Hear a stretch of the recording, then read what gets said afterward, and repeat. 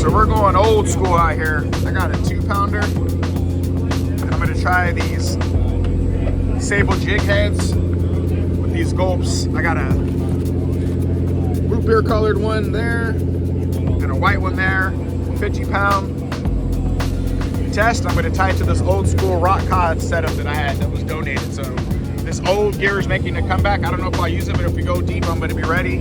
Gonna tie a single hook to these sable jig heads and put one of these grubs on there, and hopefully we get to do some deep water cod in, again with 50-pound test with a drop shot the old school way, top shot I should say. I'm gonna come back with the old gear. And that way if I do lose my bait down there, at least I have plastics down there.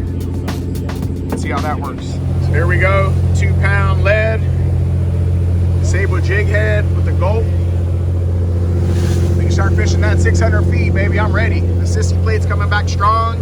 Got the Dacron in there. This is a donated setup from our guppy program, but doing a little research here, again, the old stuff still works. And we go fishing deep, I'll be ready. All right, so there we got our jigs down there ready to go. It's our first drop, deep water rock codding, or rock fishing. In a bunch of years, so that's where we go. Using some old school Dacron. Donated rod and reel to the guppy program we normally don't use. Put a little sissy plate on there, they call that, but this keeps your rod straight there. So when you're winding up, you just sit there right on the rail. You don't need to pump these rockfish coming up from that depth.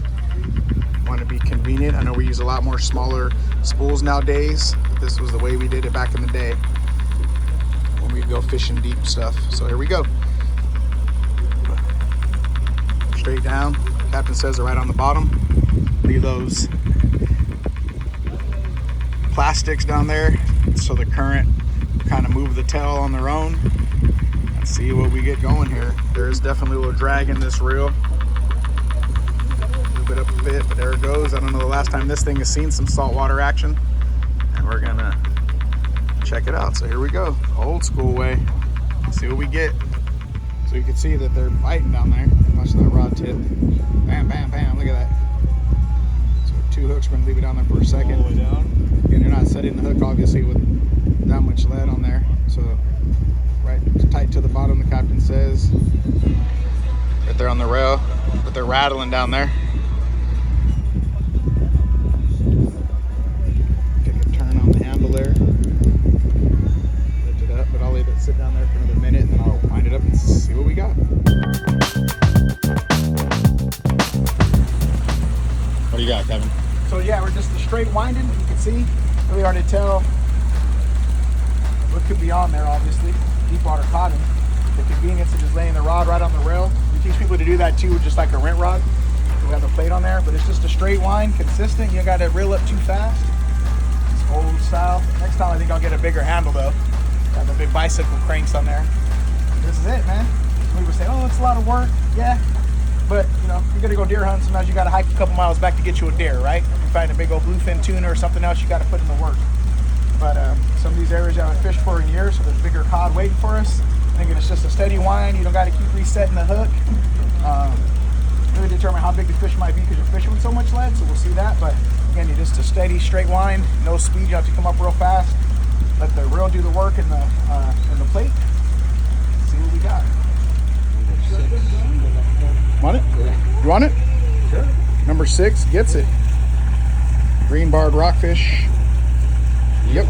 Poinsettia. Hamburger, the hot mess. That's it on our first drop. So this is what we got on the sabiki sable jigs, except for the whitefish I caught. Got a nice batch of rockfish on that. And then fry these up, show you guys how we cook them up on the rock cod rig setup today, except for the whitefish. Plenty of nice rockfish on the gentleman as usual. Fishing that deeper water with the sable jig heads and the plastic. Munch them up, show you how we cook those up when we get back. And this bottle of wine, it'll be long gone. If there's something I did so wrong, would you let me know? My sweet rose, my sweet rose.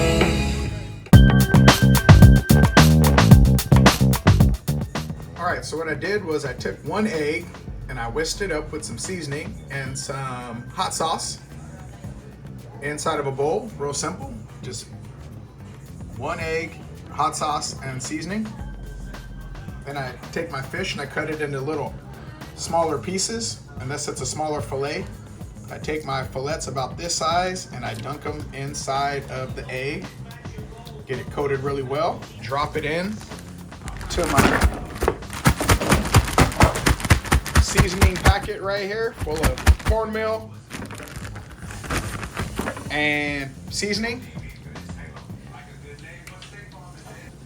Put whatever seasonings you want in there.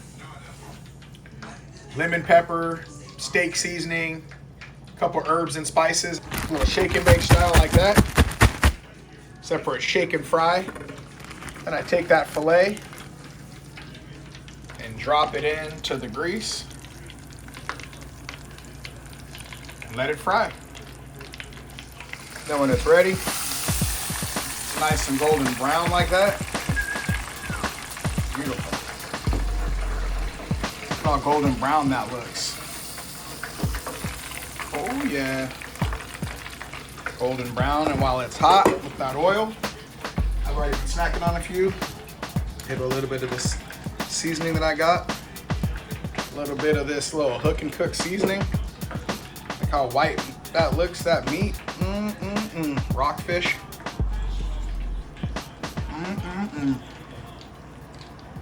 And there it is. Homemade fish and chips and football. Fresh cod, lemon, air fried french fries, deep fried cod, and some football. That's how we tailgate around here. Take a look at that. Look at that. Hot, fresh caught fish.